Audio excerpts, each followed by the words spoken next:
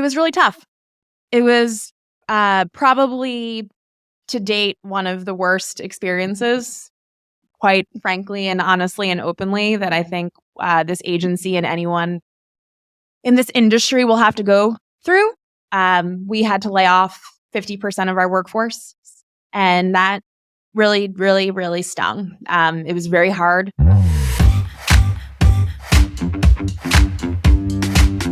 Hello and welcome to the Truth, Lies and Workplace Culture podcast, brought to you by the HubSpot Podcast Network, the audio destination for business professionals. My name is Leanne. I'm a business psychologist. My name is Al. I'm a business owner. We are here to help you simplify the science of people and create amazing workplace cultures. What are we talking about this week, Al? So, this week we are talking about women in leadership. It's a case study featuring MKG, which is a fairly sizable agency based out of New York and Los Angeles, fully female-led. Really interesting people. We're going to meet those guys in a second. However, you might remember back from our news roundup last week where there was a survey by Barron's, I think it was, Leah. Does that sound right? Yeah, that's right. And they released the top CEOs of 2023. Of the 25 leaders, 16% were women, which on first glance sounds a bit like, oh, that's not very good. But actually, when we think about it, if only 6% of CEOs are actually female, then that's a pretty good result, isn't it? Because we're saying approximately 1 in 20 CEOs are women and 1 in 6 are the best CEOs in the world. So to a certain extent, they're kind of smashing, aren't they, Leah? They are. They really, really are. And I mean, I have to admit, I do have a slight beef with the term women in leadership or female leaders, because why do we have to be gendered? Like, you don't hear like male leaders, men in leadership. I guess it's the same in like other industries when you hear people say like, oh, female comedian. It's like they're just a comedian. So yeah, I have a bit of a beef with it. I don't see the need to talk about women in leadership in that way. At the same time, I think it's useful to continue the conversation, point out the inequity for the fact we even still have to talk about women in leadership as a thing. And I guess celebrate women in a really positive way and in a way that will continue to drive change. So yes, for today, I'm embracing women in leadership, female leaders, and I am very excited to explore this case study with the incredible women from MKG. So before we meet them, it's our favourite time of the week. It's the News Roundup. Cue the jingle. If you've never heard this before, then the News Roundup is basically where Leanne just tells us 2 or 3 stories that have caught her eye this week, including usually a word of the week. I do have a word of the week. Word of the week alert. Grandternity. Grandternity. Tell you sure where the emphasis goes. Grandternity, grandternity. Okay. You're losing the will to live, Al. These word of the weeks, they're just... I swear to God, I was going to say they're made up, but of course they're made up because all words are made up. Words are just arbitrarily are rearranging letters or shapes into a certain word, but they just seem to get more and more weird. Can I have a guess on what it is? Please do.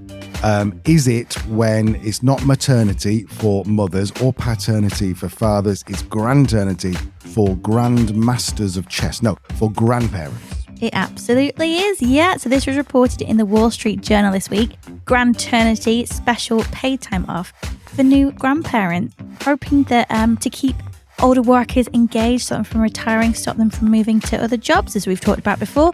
We are working much longer now, so these things are having to become a thing.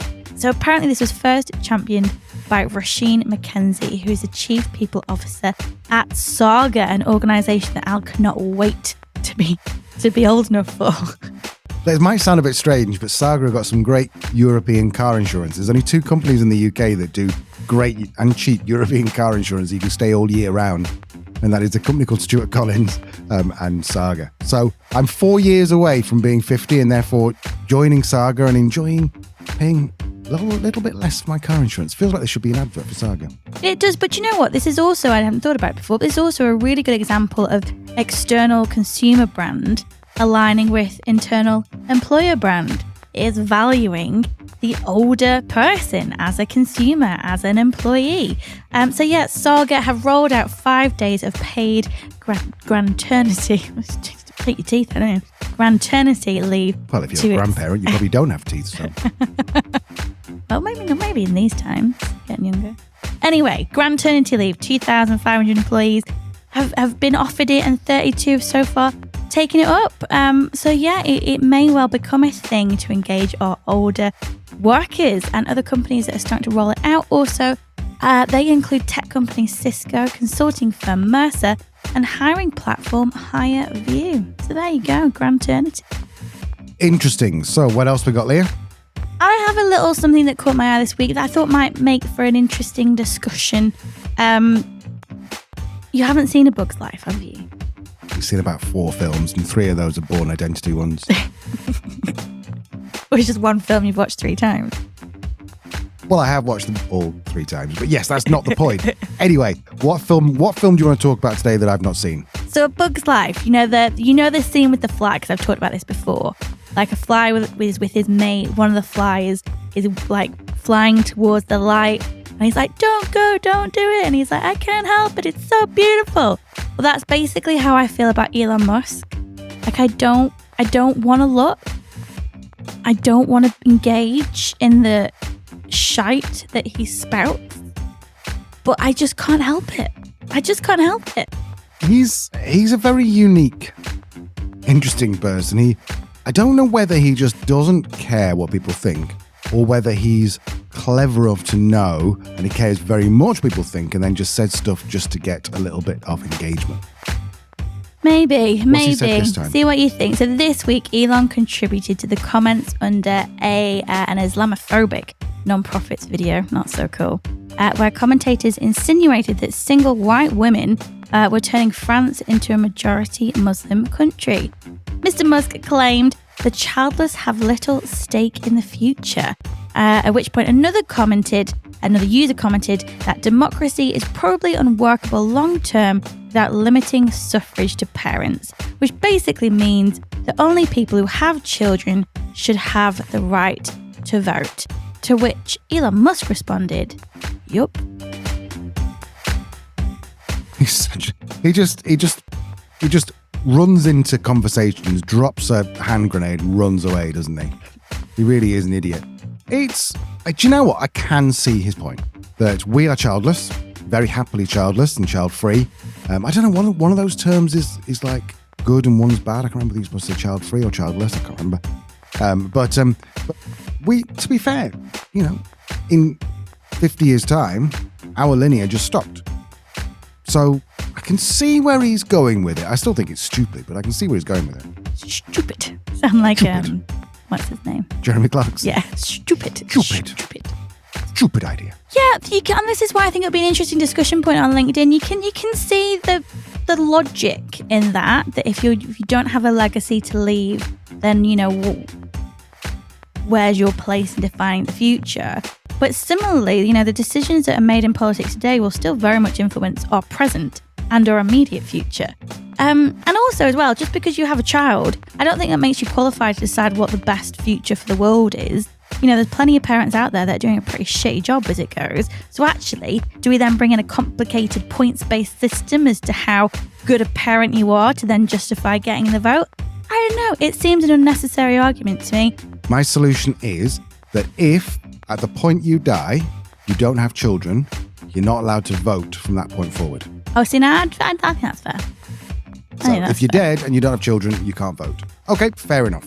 Fair enough. But yeah, I do you know what? I think the problem is because Elon has a very, very large and public platform, and a lot of people listen to these very conservative right-wing views that he has. And that's fine, freedom of speech, but there's also lots of fake news in there. He talks about, the decreasing population being one of the biggest threats to humanity. What he's talking about is the decreasing white population in the US.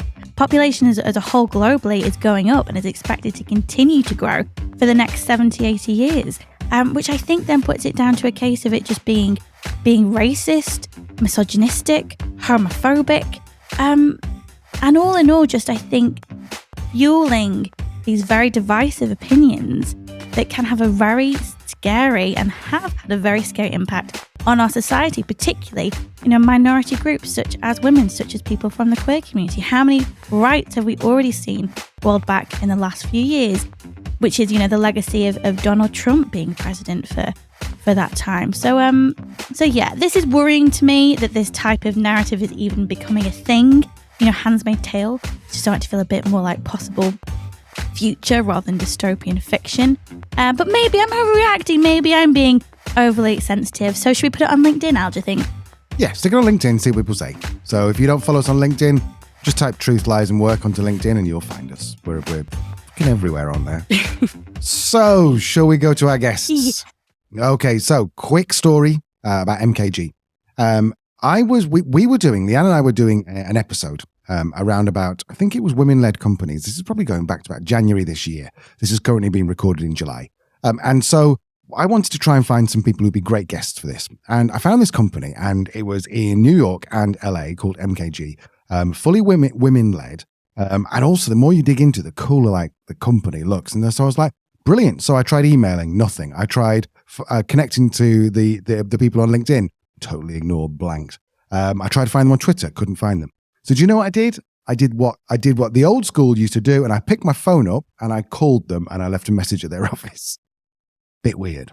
I love it. It is a beautiful Gen X stroke boomer move, Al, and one that I applaud you for. But it also reminds me, you've seen those videos on, I'd say TikTok, but you're not TikTok, like YouTube Shorts. Sorry? The TikTok. The YouTube Shorts where it's someone will do like a skit on how a different generation answer the phone. Like the boomer's like, hello. Gen X is like, hi. Millennial's like, who's calling me? Why would anyone call me? And then Gen Z are like, why is that? Why is it ringing? What's happening? How times change. Anyway, I feel like we've digressed a little bit. So you old-schooled MKG, and did they come back to you? Yes, we did. They put us onto a publicist, I think, who arranged the interview. Got to meet the ladies. Oh my God, they are so cool. I've got such a business crush on them. They are just the coolest people in the world. Let me tell you a little bit about MKG. Right, so MKG mainly do live events. So they do virtual events, live events, anything with social impact, anything which is around what they call experiential marketing. So it's an experience of the marketing. If you've ever been to like a festival and you've walked into like something that's been made out to be like, I don't know, a dystopian future in a room or something, that's the sort of thing they do. They've got 54 people. What's interesting is if you look at their About Us page, you will see that every single person who has a title with the word director in it presents as a woman, which I thought was pretty cool. Very cool. Very mixed bag of people there, but they have their values. So this is what I quite liked. Number 1, bring your funky self. Number 2, always keep learning. One of ours, Leanne. Number 3, have open, honest, and brave conversations. Number 4, be a force for good.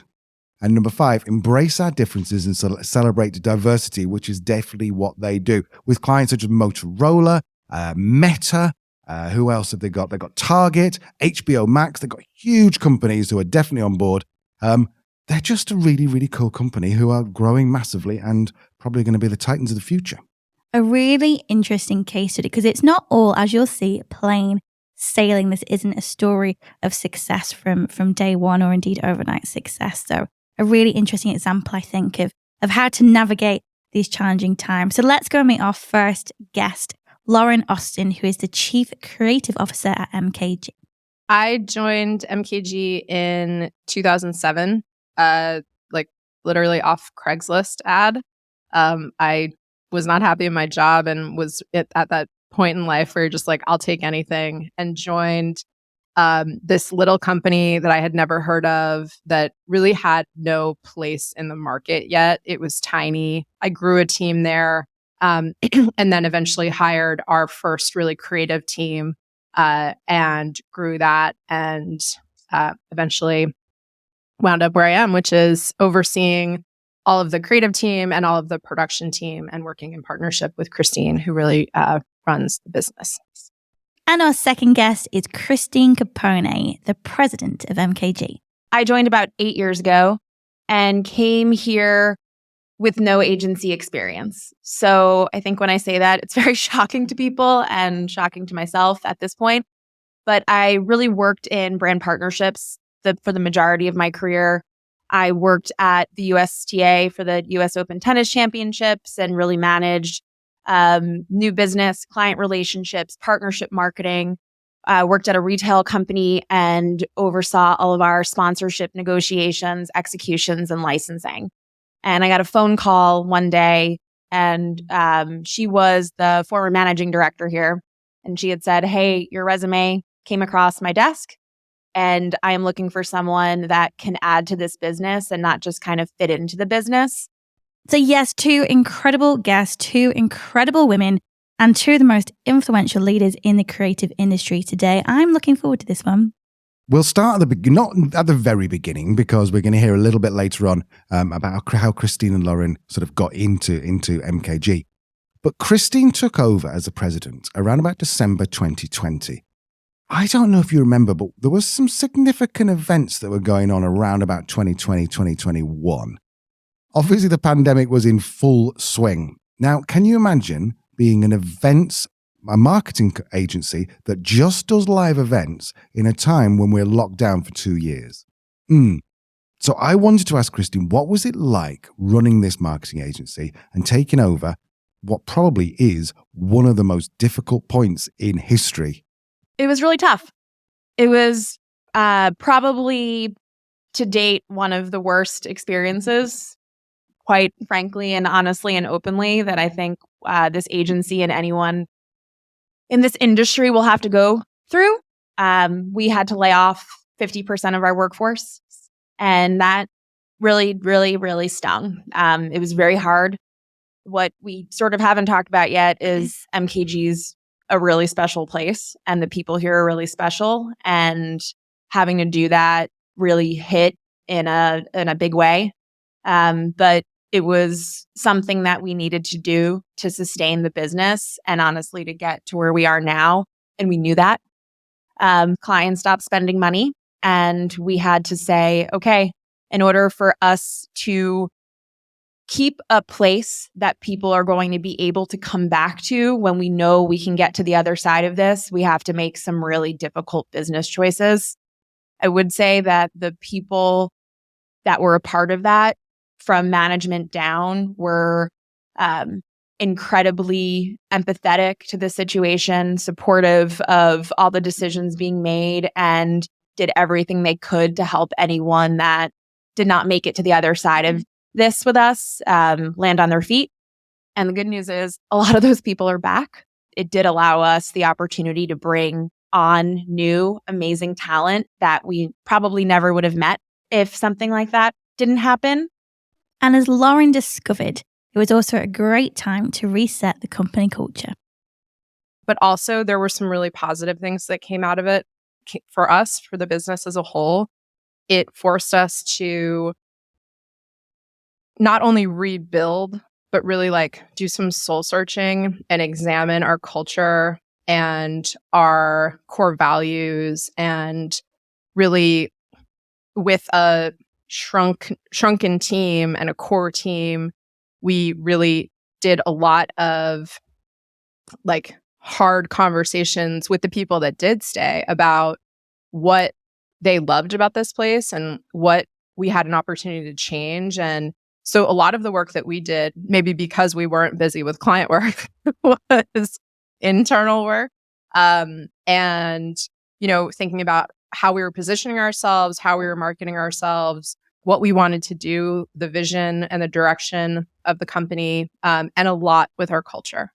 I think often the reason that leaders are reluctant to make a change to their team or their culture is because they know that performance will more than likely suffer. I mean, there's a really simple and often cited model for team performance by Bruce Tuckman, who talks about forming, storming, norming, performing. It's a catchy name. I think that's what it's called. But basically, it does what it says on the tin. So when a team is formed, there is a sense of excitement, perhaps some anxiety, to get started in. And typically, this team doesn't have a clear mission. That's the forming stage when the team gets together. As a team gets to know each other, know their ways of working, then they start to potentially push against those established boundaries, and true characters will start to surface. I'm sure we've all been there. We've been in a company for a few weeks. That's called the storming phase. Then we get the norming phase. People start to figure out how to work together, resolve differences, appreciate each other's strengths, and then start to really respect each other and their leaders as well. And then after that comes performing. So that's when everyone's in flow, everyone's performing, everyone's cool, everyone's happy, everyone's reaching their potential. And no leader is going to want to rock the boat in the norming or the performing stage, because it's just going to make things even harder, even if it does mean that rocking that boat might be better for the financial viability or sustainability of the business. So I understand it. And I think so when you're faced with an external change like the pandemic, like the financial crisis, like an acquisition or a takeover, it kind of gives you that, because everything's changed anyway and everything's disrupted, it kind of gives you that opportunity to rethink things, rethink your values, reevaluate what your mission is. And I think really embracing the opportunity that comes with teams being in that forming and storming stage. And I think, in terms of redundancy in the case of MKG as well, it really helps those people that remain to overcome that survivor's guilt often people feel, because you're basically saying, what's done is done. We are now a different company with a different mission and a different future. And I think that can be really empowering and engaging for any team members that are left behind. That's a really good summary. And I've heard you talk about these four before. And this is the first time I've really kind of like been able to put it into like, okay, that's what the context is. I get it. So that's really, really cool. Before we dive into the rest of it, I wanted to learn a bit more about the culture at MKG. Around the same time that Christine became president, Lauren took the lead in the culture. And so I was like, what was it at the time that you wanted? What was your vision for the culture for MKG? Culture had always been a really important piece of MKG previously. And I had been there and I knew the magic of that culture, but I also knew the weaknesses or like the opportunities to improve that culture. So I wanted to really work to take what we loved and what worked well, but also grow in new directions, both with staff input and with leadership sort of intuition. We worked a lot with our team through surveying, through conversation to really discover what they cared about, what aspects of our culture were working, what aspects of our culture were not. And we always try to take staff feedback, but we don't follow staff feedback blindly. We take staff feedback and then we apply what we know both about building a healthy business, longevity, maturity. We add things to it to make final decisions, but we always try to put staff input and staff feedback at the center of decisions that we make, especially around culture. So the team are clearly really keen on social purpose, but how do we balance that with the commercial side of our business? Can we be both? Can we be purpose-led and commercially viable? In the context of where the world was in 2020, a lot of the conversations that we were having centered around purpose and social purpose. And a lot of our team really felt passionately that they wanted the company to go in a direction where we were making positive impact in the world. And I think as leaders, we had to reconcile, yes, absolutely, that sounds great. That sounds great to both of us too. But the reality of our business is we do brand action and we do experiential marketing for some of the biggest brands in the world. And we want to push our creative team and our strategists to create work or pitch work that is, creates positive change in the world and is socially good. But we also do work that is just great design work. So I think a lot of our job was trying to work with the team to understand, how do we pay your salaries? How do we, keep the company going without moving in a direction of like basically nonprofit, which I think at one point in 2020, our team would have gone all in on that. What is really clear about these women is that they are balancing perfectly leadership, culture, team, but also profitability, commerciality. That's what's so impressive. I think there's so many companies out there who have done their we're doing a culture piece and we're going to do this. And it's just, what do they talk about? Not pillow talk. What's the word when you just pay lip service? That's the one. So it's just lip service. And then the kind of the other end where they're just like, oh yeah, we just let everyone do what they want and they can come in for an hour a week if they want. It's like, well, where's the profitability? That's fine for a company. It was very, very high profitability. But for most of us, we're like, We need people to do the work. So thought that was really, really interesting. I asked Christine about nonprofit, and of course she's going to say, no, we couldn't be nonprofit.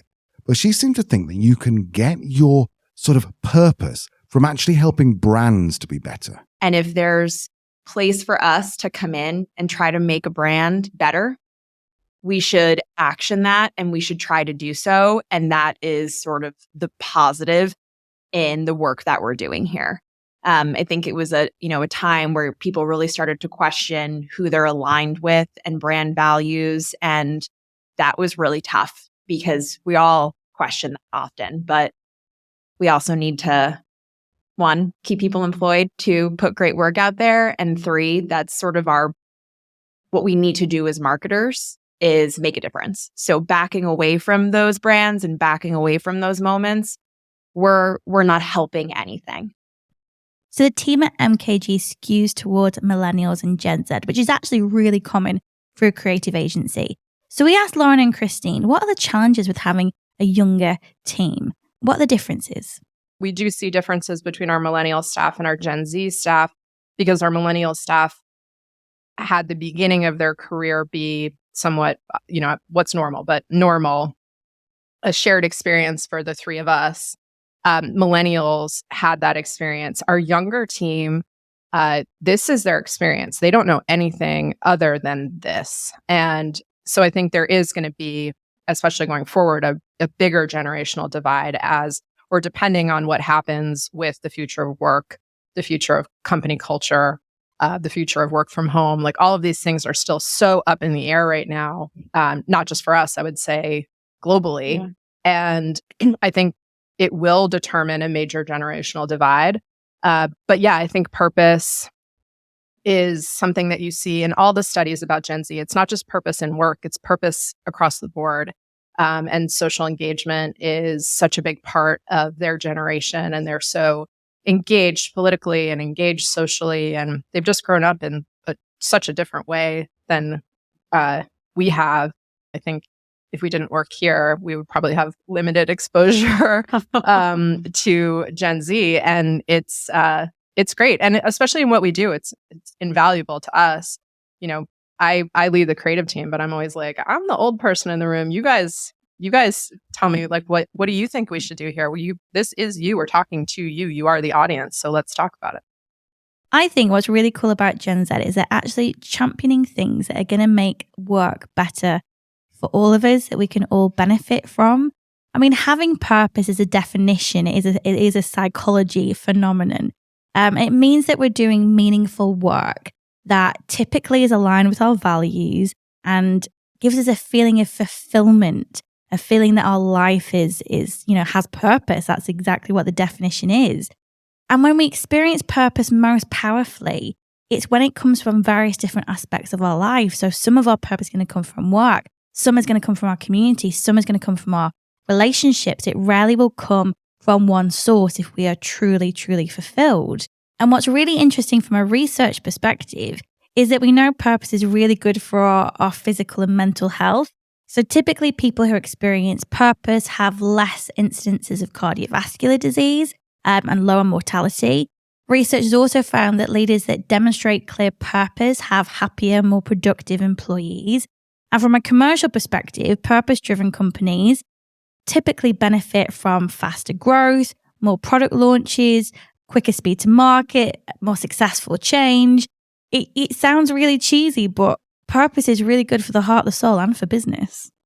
Yeah, and it's quite interesting when you think about the way that the generations work. Like Gen X were kind of almost like innovation with money, with finance. You think about like the 80s of the Gordon Geckos and all that kind of stuff. And then you hit the millennials where they're sort of like, they were innovative with digital. And so you got the Mark Zuckerbergs who built social networks, et cetera, et cetera. So we get now to the Gen Zs, and they've got 2 generations, probably 3 generations ahead of them, where people haven't really talked much about purpose. They've just talked about either making money or making cool things. There's no sort of heroes for people about purpose. So I can see why they're doing this. I can see why it's important to Gen Z, even though I'm 30 years older than the average Gen Zer. Maybe 20 years older. I can definitely see that. And I think it's really, really cool. One of the other things which was really interesting was that MKG have this pay transparency. Now, they're big on equity. And so part of that is to ensure that basically they're very transparent on pay. They're very transparent about all the finances. So I had to ask Christine a little bit more about this. I think equity is also something else this generation talks a lot about. And we've learned that, we didn't grow up having salary transparency, and all of this is really new and sometimes very frightening, honestly, as employers, I think, to have those conversations. But this generation is an advocate for equity. And that's also, I think, really positive, honestly. It's scary in certain settings and conversations, but I think it's a really good thing in the end. And it's really testing us and pushing us to our limits and sort of exposing whenever there's inequity and causing a ripple effect in a way that hopefully will help things for generations to come. So I think the equity piece is a really positive thing of that generation. What we wanted to do is make sure that we were, one, being equitable, two, we were being competitive. So we did an audit, and we'll continue to do them at least twice a year to better understand what the market is paying at the present time, looking at our competitors, looking at the industry, looking at the size of our business, looking at locations, and making sure that if there is any gaps that we need to close, we're closing those gaps. And in the future, every job here has salary bands attached to them, and we're working towards really positive conversations with people when they're saying, hey, I'm at X and I want to be at Y. Okay, well, here's the band, and this is in line with what the market is paying. Here are our resources. Here's where we pulled this information. In order for you to get to that point, here's what you need to do. In some cases, that might just be being at the top level for that job. And in some cases, it might mean moving on to the next level and getting a promotion, et cetera.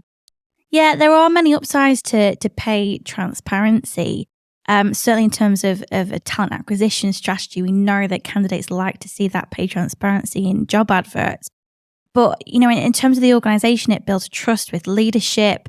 And it's really fundamental if you want people to go the extra mile, because how decisions are made, how pay is determined, having that transparency enables employees to feel a sense of organizational justice. That's a feeling that decisions are made fairly and transparently within the organization. So what that means, when we're in an organization that we believe does have positive organizational justice, it has a direct impact on our attitudes and behaviors. We feel more job satisfaction. We go the extra mile. We're more committed to the organization. We feel a sense of belonging. Our well-being is better.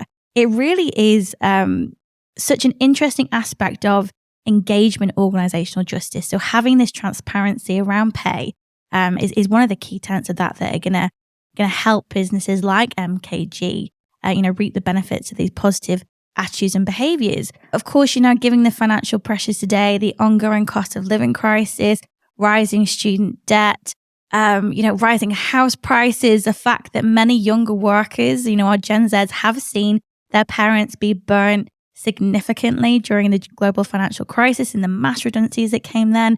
It's not a massive surprise that for our younger generations, there is an element of show me the money. Have you seen that film, Al? As we find out from the previous week, no, I haven't. I've just seen that scene.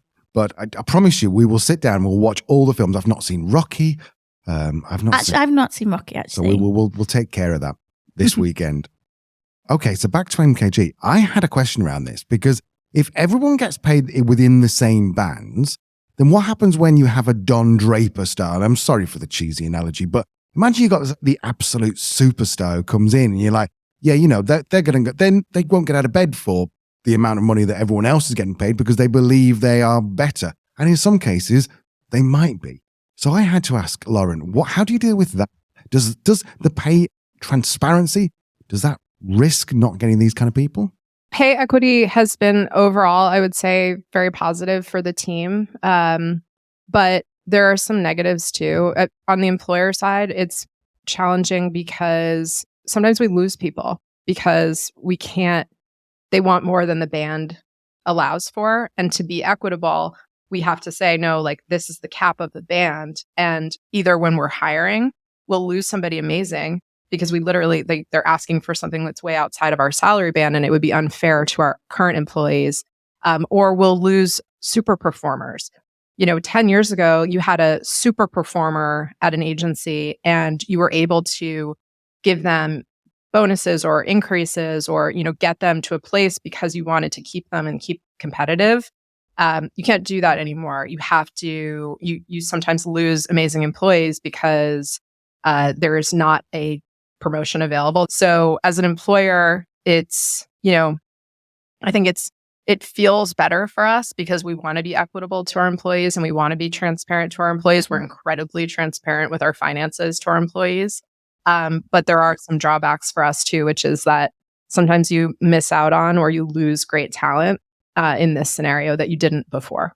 I think Lauren's right. There will be instances where they will miss out on talent, but that's going to be talent that probably wants something else, wants a different career path or wants a more corporate organization with that accelerated trajectory in terms of development and pay scales. But, remember, we talked about a few episodes ago, the toxic superstar. We don't always want those Don Drapers in our organization. They can be disruptive. They can be, counterproductive. We think they're going to elevate performance, but what the psychology shows us is it actually brings performance down as a team. So often I think whilst there may be times where, Lauren and Christine might think, oh, that person would have been great, I would question whether they actually have the unity in their culture that they have now if they had brought people like that into the business and particularly on a different pay scale. Makes perfect sense. We'll link to the episode about toxic superstars. Really, really interesting. I think we get Ryan Sherman on it, do we? We do. From Ryan Hogan. Sherman and the founders of Audax, which is an experiential team building. This is a match made in heaven. Yep, so we'll link to that in the show notes. So when it comes to attracting and retaining talent, we had to ask Christine and Lauren, how are they currently doing it? And from their experience, what are recruits looking for in a company in 2023? What everyone wants right now is to be thanked, to be encouraged, to learn every day, and to feel like they're getting paid what they're worth. And that is how we're trying to lead. And everything else in the background, snacks in the office, happy hours, et cetera, are really important. And we're going to focus on them and concentrate on them. But we've taken a big step back and, we want to focus dollars, money, attention there. What we think is, part of the selling proposition of coming to work here is our culture and the work that we do and the, learning opportunity to build a career or start a career often because we are talking to younger people. But I think, we, again, generationally, we come from a place, we've worked at many places. We've been around the block. So we know that salary is incredibly important. There's no denying that, but there's more to a happy career than salary.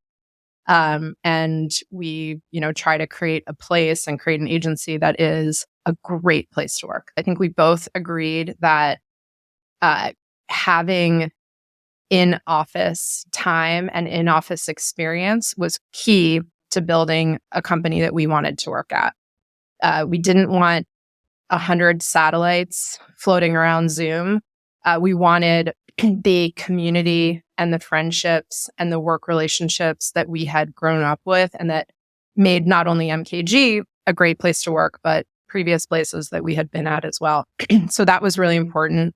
But we also knew that flexibility was really, really important to our employees.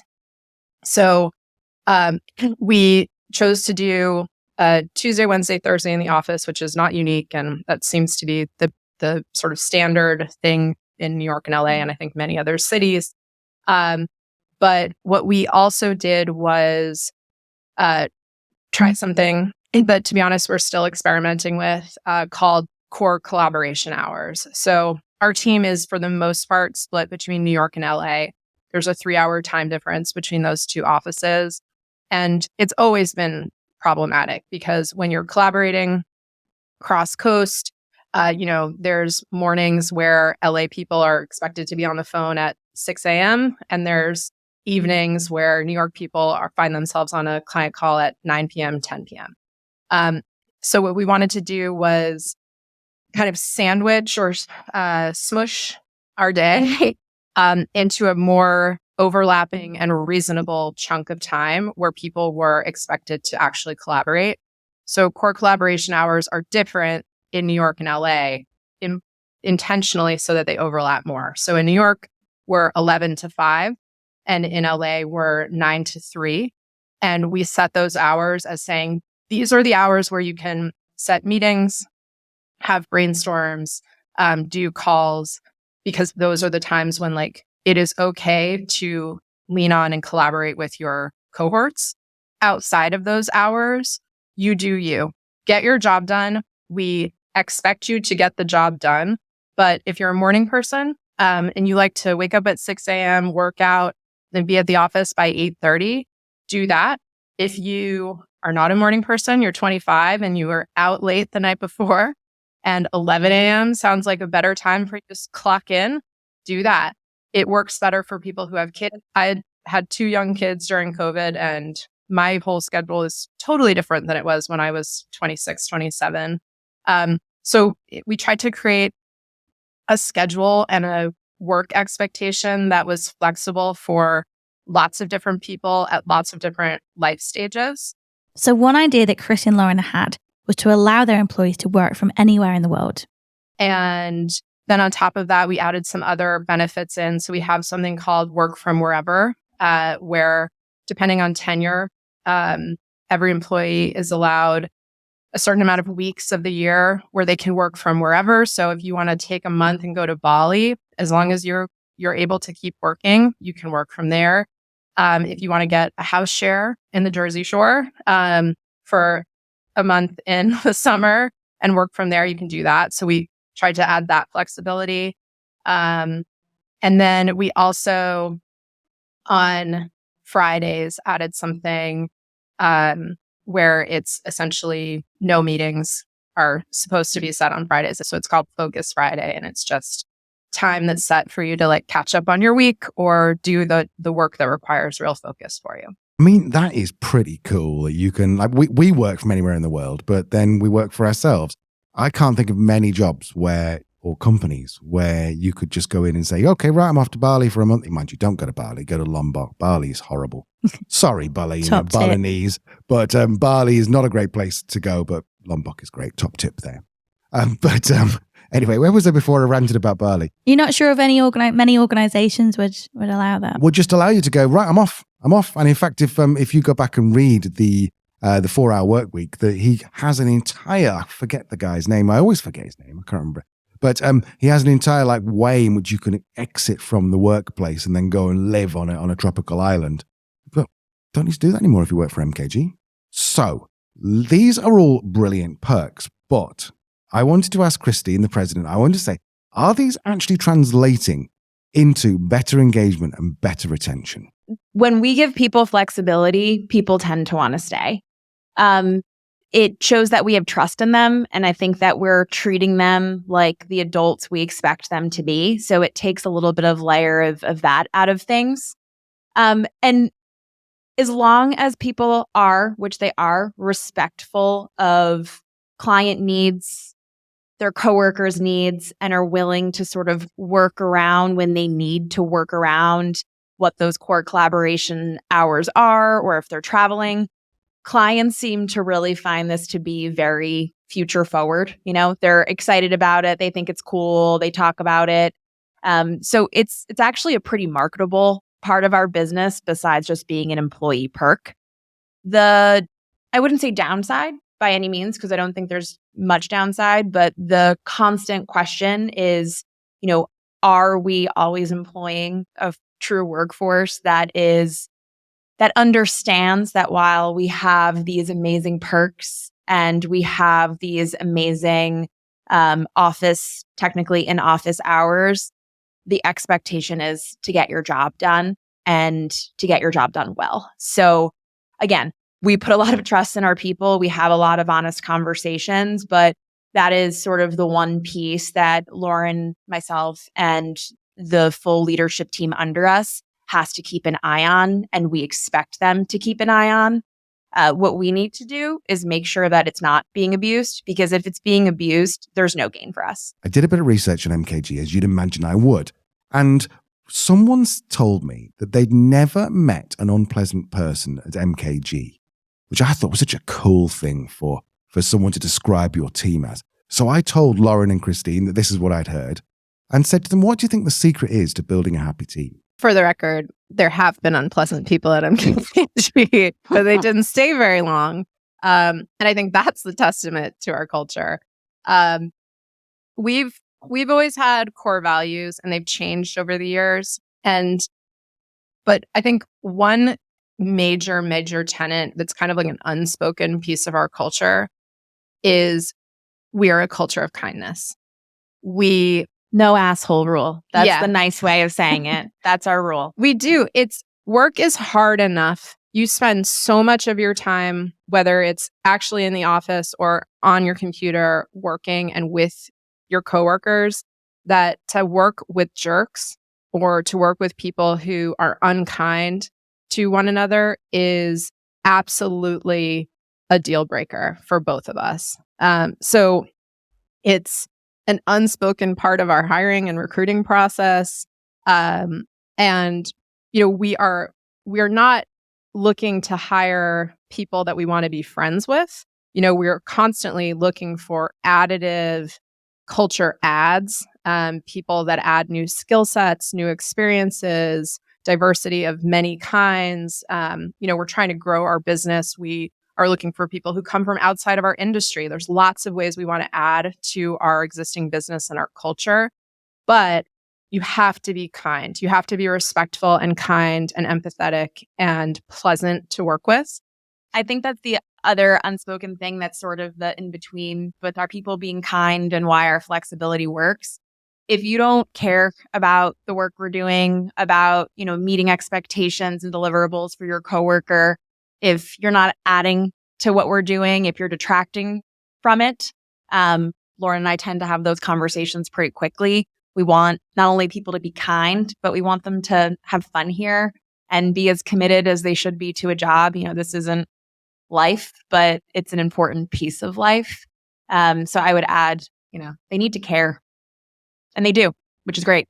It really does sound like an adult to adult relationship. And that's something that we've championed for a long time. And trust is really fundamental. And I won't go into this again, but if you don't trust your employees, why did you hire them in the first place, And I think another thing is that being nice is really underestimated. I've had clients say to me, I think they might be okay at management, but I think they're just a bit too nice. And I think I think it's an abused word. And I think it's totally underestimated how being nice is important. As a leader, transformational leadership, the main pillar of that, which is still the dominant theory of leadership today, is being likable. And nice people are likable. And when it comes to civility in the workplace, it's not a case of working with your best mates and having really, really, close personal relationships. It's being civil. It's being respectful of each other. And we know that those behaviors, those civil behaviors, directly impact employee job satisfaction, well-being, organizational commitment, the quality of products and services that come out of the organization, employee retention, among loads of other things. So I think being nice, being civil is probably one of the easiest things that you could try and do within your business that will have the most impact. So one of MKG's core values is being diverse, and they're certainly changing the status quo by having an all-women leadership team. But how do they achieve this, particularly in an industry that often doesn't have many people from underrepresented groups within it? So we asked them, how do you do this? How do you make a diverse culture? And is there a danger here of positive discrimination? We'll hear from Christine first and then Lauren. One of the things that we did, I would say in maybe early 2021, is take a look at our recruiting practices. And I would say that has been a unspoken and spoken focus of Lauren and mine since that day is let's bring additive talent here, and additive talent in all different ways, in background, in race and sexuality and actual skill set. There's so many different things. And we tried to really focus on, okay, if we're going to be representative of the world through the work we do, this organization needs to be representative of that too. We took a look at all of our job postings and went through them to make sure that they were not biased in any way. One thing we're actually starting to do now, we haven't done it yet, is behavioral style interviewing for all of our people to make sure that there's no biases in how we're conducting our recruitment conversations. And then we really took a look at the places we were going to for talent, job boards, et cetera, and made sure that they were casting a wider net to allow us to really attract that talent. So it's really about doing the right things and taking the right steps, and a really amazing workforce will pleasantly just be on your website one day. This was not a unique problem that we had. This is like an industry-wide problem. There was, especially with the Black community, there's just not a lot of Black representation within advertising and marketing, and especially on the creative side. So working with BLAC in particular has been amazing, not only because it's helped form a new pipeline for us, where we have committed and are one of their partners. We're about to do our second year of a BLAC internship class, with the hope and intention of, hiring full time from that internship group. But it also is, we're trying to mentor and foster talent for the future of the industry as well, which there's been a lot of amazing programs that have popped up since 2020 in similar ways, trying to get more diverse creative voices into the advertising community. For us, for many years, a lot of the talent looked exactly the same. It was a lot of like young white females, and it was very easy for us to hire them because they had the right resume. But we had to say, we have to stop just looking at like the right resume. We have to look at potential. We have to look at other kind of experience. And for us, that wasn't just about diversity. It was about growing our business strategically. It wasn't about just diversity of our talent, like by the numbers. It was, if we're going to grow, if we want to go from being an event experience agency to a creative agency, we need people who come from other aspects of advertising and marketing. So it was kind of a lot of things that worked out really well in our favor and have contributed to us really being a stronger agency in a myriad of ways. I think this ties in so much out with what we were talking about last week in our EDI 101 for Leaders episode with the incredible Sonia Thompson. She talked about this a lot, and it really comes to diversifying your candidate pool. And what did you say? Fish where the fish are, which is a really simple way of putting it. We gave lots of examples of how you can do that, the various ways that you can diversify your talent pool without resorting to positive discrimination. So go back to last week's episode and check that out. So at this point, you're probably in agreement with us that they're pretty incredible women. I wanted to know what they thought their superpower was. So here's Christine. I grew up at the Jersey Shore, and my dad owned a slice shop, like a pizzeria. You come in, you get a slice. My mom worked. I'm one of 3 kids. I am very much a fixer middle child. Welcome to my fixer life in this role today. And honestly, it's really interesting because I never would have taken my background and looked at it and said, you're going to be running a marketing agency one day. But it makes a lot of sense. And I say that because this role has me not just trying to fix, but trying to make things better, bring things together, bring people together. My parents didn't go to college, it's like a very deeply emotional subject for me because my parents were beyond proud. But what I would sort of say to anyone, and if there's and I'm not sure if anyone young listens to this, is if I could do one thing earlier in my life, it's recognize what I was good at and lean into it. I sort of fell into this place and then one day said, oh, I get why I'm here, and I get how my upbringing and my big Italian, full of love childhood got me here. But it took me a really long time to realize that it wasn't luck. It wasn't luck. It's life experience. It's understanding how to navigate people. And now when I'm coaching someone that's out of college or a younger person here, I say to them, recognize what you're good at, recognize what makes you you and lean into it. And then also be fully aware of what your strengths are not, and then lean into someone else for those. But don't hide it. It's who you are, and it's a great thing. And I wish everyone recognizes that. I wish myself would recognize it more in every moment. But hey, you just got emotional Christine. I'm like the fuck up of my family. So my family all, went to very prestigious grad schools and, Columbia Business School, Columbia Law School. And I sort of accidentally fell into this business. I went to college. I moved back to New York thinking I wanted to be a writer. I was always very good at writing. And so I think I knew immediately, I'll lean into what you're good at. I was a great writer. I'd always been really easy for me. I went to, I want to say it was Condé Nast. It might not have been, but I had an interview with a HR person at Condé Nast for an editorial assistant, or not even assistant, editorial internship. And in the interview, she was looking at my resume. She was like, I see here that you studied religion and sociology in college. Were you going to go into the cloth? And I was like, whoa, bitch, I think I'm in the wrong place. So I very quickly realized that I was not well suited for a big corporate place. So my next jump was to a marketing company, and it just kind of happened from there. But I would say opposite of Christine, for me, my advice was, or what worked for me was not necessarily leaning into what I was good at, but leaning into what I actually enjoyed.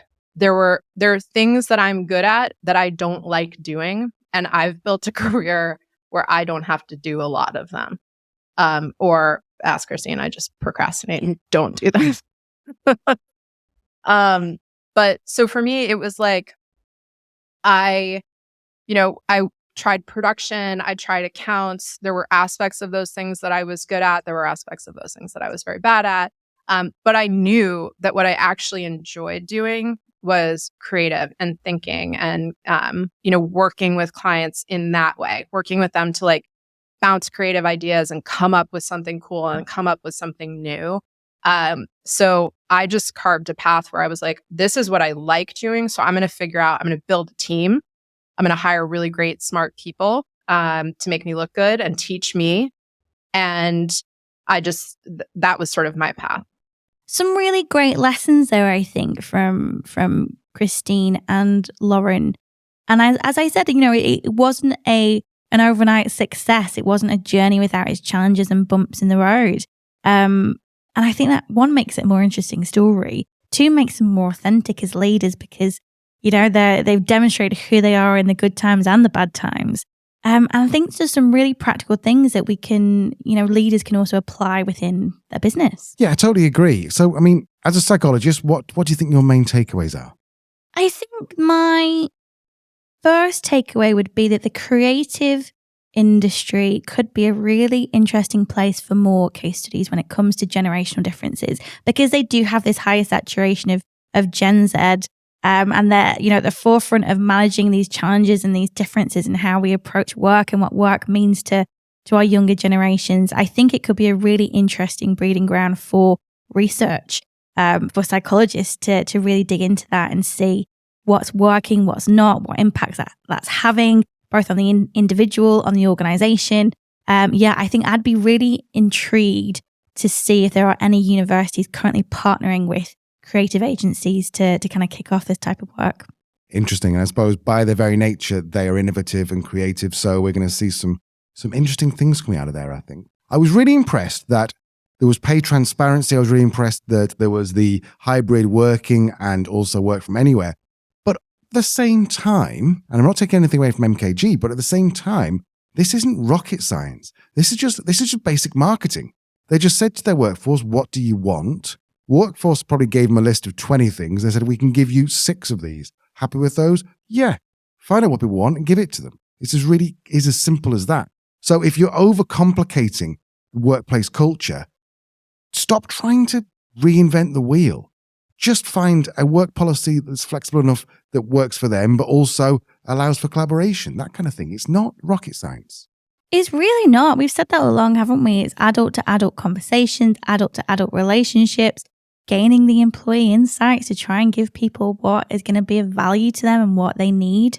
It's not that difficult, really. And I think the other thing that I would say that from what I can gather, MKG are doing particularly well is having this intention behind it. I know we keep saying intention, but I think what that means is it's not a scattergun approach to what benefits can we throw out. Let's add grandternity because that's a cool trend, yet all of their employees are under 30, which it could be possible. It's unlikely, but it could be possible.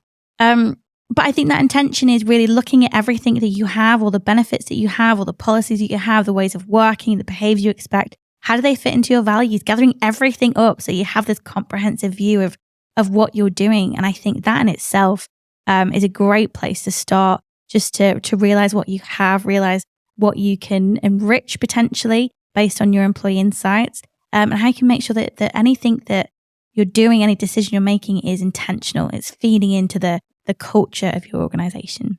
Love it. Love it. Anything else you took from that? I think the other interesting thing for me was bringing in leaders from other industries. I think that's always a really interesting thing to do because I think this kind of cross-pollination between industries often brings in very different perspectives. I've heard of that quite a lot before in the other aspect of my life, which is executive branding and coaching. But I think what's really cool about that is that leadership is a completely different skill set. Industry is context. Skill set is the leadership. Interesting. Okay. Anything else to add, or shall we say goodbye? I think I'm done. That was a lot, Al.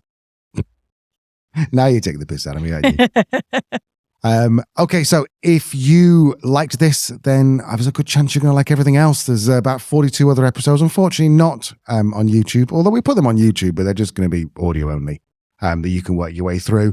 If you've got an idea for an episode, come and find us on LinkedIn or go to the website, Truth, Lies and Work, nearly got that wrong, truthliesandwork.com, and you'll find a way to suggest guests, to suggest ideas, and to get in touch with us. Also on that website will be all the show notes as well, because Spotify, iTunes don't really allow us to put too long a show note, and we like a show note here, don't we, Leah? We do enjoy a show note.